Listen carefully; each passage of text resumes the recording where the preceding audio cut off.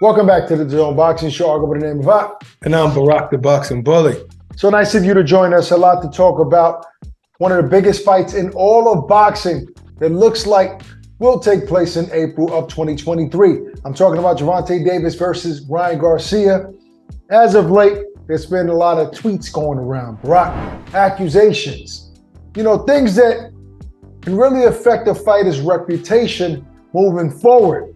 We need to know if Gervonta Davis crossed the line. Does he have reason to believe what he believes? What is going too far when it entails a fighter accusing another fighter of taking performance enhancement drugs? I'll start off with some tweets from Gervonta Davis, Barack. I guess there was an image floating around of Ryan Garcia looking pretty hefty with Tim Tszyu, son of the great Garcia. He had a long sleeve shirt on. Nice. Yeah, you can't really even see if he's cut or what, the angle. I don't know, but he says, no funny-ish. If I find out he's cheating, it's going to be a problem, and it's going to be more than boxing problems, OMM, which usually means on my mama.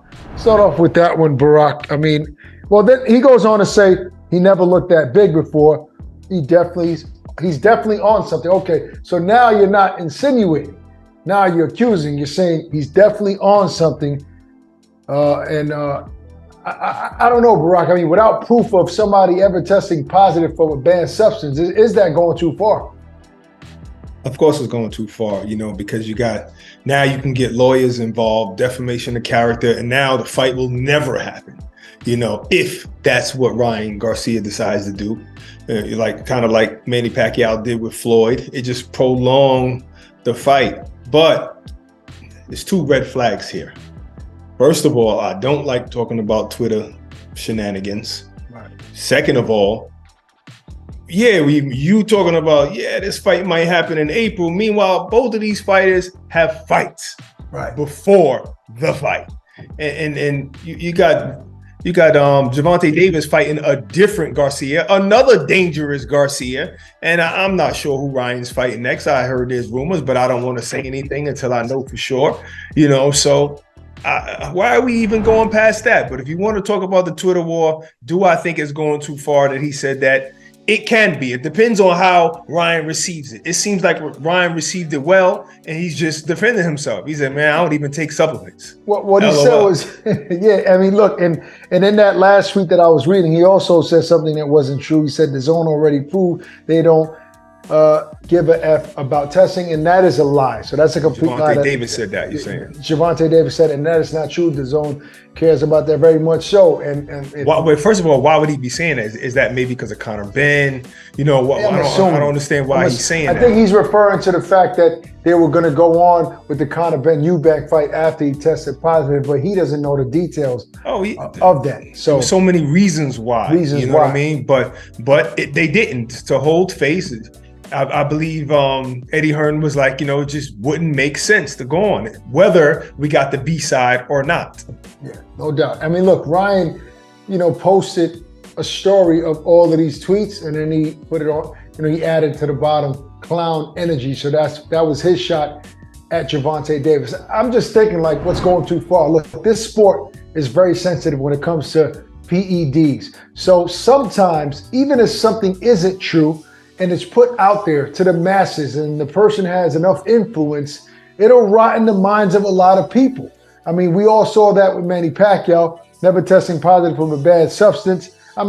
People have their theories. There were rumors for years. Floyd felt the way he felt about wanting the random testing. And because of the moving up in weight classes, which look abnormal, but there was never no solid proof of that. So sometimes you can ruin a reputation of a fighter throughout his entire career without there ever being proof of him actually participating in using any PEDs.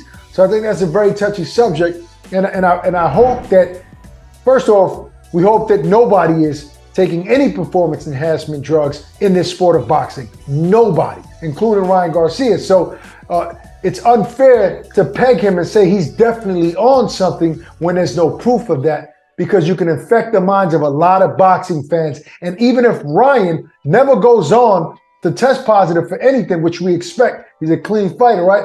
It'll still affect the minds of some fight fans moving forward. That's very possible. Yeah, I mean today's with today's internet and with the reach of the internet, an insinuation can go very, very far, and it could be very, very damaging. So that I can understand. So I kind of agree with you, but I also feel like this is Gervonta Davis, the guy that fought Mario Barrios, who's way bigger than Ryan Garcia. Is he really worried about a big Ryan Garcia? I don't know why he would put that out there like that. I don't know. I think that can affect the fight. So why say something that can affect the fight from happening?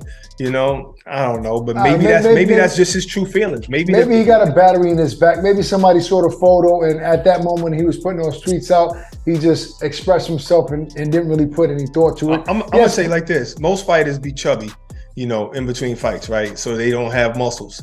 When they get muscles, they take pictures, and they take pictures from different angles and different lightings. And sometimes different pictures make you look bigger than what you really are. I mean, look at the picture that you posted this weekend. I mean, everybody was saying, wow, The Rock looks humongous. Yeah, and I'm at my slimmest. Exactly. Lighter than you've been in a long time, right? I'm like the size I've been in high school right now. You know what I mean? So it just goes to show lighting, angles. Sometimes I don't know, that picture for some reason I just look way bigger, I guess, you know. So it is what it is, but I just don't want to see anything done to jeopardize the fight, because this, like what you said, is one of the biggest fights in the sport. Not taking away from Tank's upcoming fight. And just to touch on what you just said, I mean, yes, Barrios might be slightly taller than Ryan, but overall, he's not a bigger man. Ryan has more size. He's wider, bigger muscles. So I think that when Gervonta meant size, he didn't mean height. He just meant he looked big, because Barrios is a slim guy. Though he's tall, he's slim. So maybe that's what Gervonta was referring to. Yeah, but he's a slim guy who's used to fighting at 140. So he's just a bigger guy, pack on more weight. And Gervonta Davis handled that big guy. Well, I mean, he handled him better than Keith Thurman did. So I mean, I don't think Gervonta is maybe it's that Floyd culture. You know, Floyd was always talking. You know, he always preaching about clean fighting, which is good. That was a great thing that Floyd put out there, wanting guys to he changed the sport. Yes, he changed the sport, wanting guys to get tested more random, more VADA. I think that was a great campaign that Floyd put out that time. It affected Pacquiao a lot as far as his reputation, but I understood why Floyd did it. You know, at the time, everybody was flabbergasted how he was going from bantamweight and featherweight up to welterweight and did what he did against Oscar De La Hoya. But I'm treading the line here. I'm not saying that he ever took any performance enhancement drugs, but I can see how people's eyebrows were raised, because we normally don't see that in this sport. Guys jump that many divisions.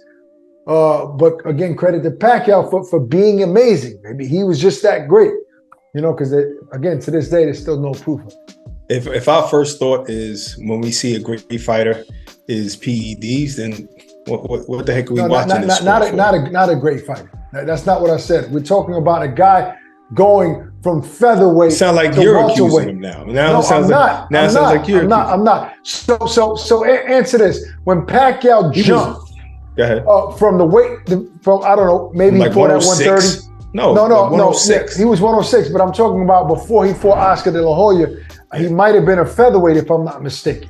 You know, to go up to 147, it was odd. I'm talking about 4 weight classes in one shot and do what he did to that legend. Everybody was surprised. Again, my first thought wasn't PEDs. I was like, wow, I never seen anything like that. And he started at 106 and then ended up at 154 fighting guys like Margarito.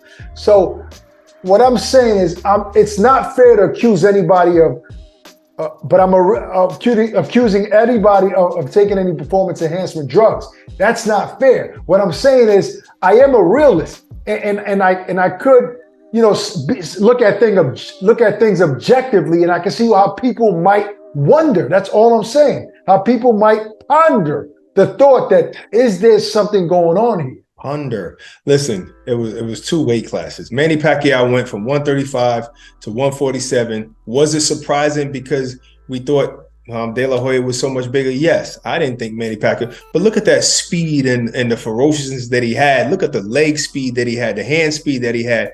And it's not like Oscar De La Hoya was at his prime back then anyway. You know what I mean? And even maybe at his prime, Manny Pacquiao would be too much for him. And it is what it is. It's two weight classes. Look at Bernard Hopkins at a late age in his 40s, went up from 160 to 175. He skipped 168 pounds, went up to 175 and beat Antonio Tarver. Greatness. That's it. We ain't talking about him taking PEDs. Greatness. That's all. Of course. And that's my point exactly, why it's unfair to accuse a guy who's never been tested positive, who's never tested positive for a banned substance. And that's what we're seeing here with Gervonta Davis and Ryan Garcia. So hopefully this doesn't jeopardize the fight. Hopefully, Ryan doesn't pursue any legal action, because that is defamation of character. He actually he brushed it off his shoulder and he said clown energy. I guess he's taking it lightly and not taking it that serious, because he also said clean. Nobody asked for early VADA testing, but he's willing to sign up for VADA testing. So let's get that popping. Let's go. Let's do that. All right, that's our show for today. Hope you guys enjoy. Peace and love. Stay safe. We're out of here.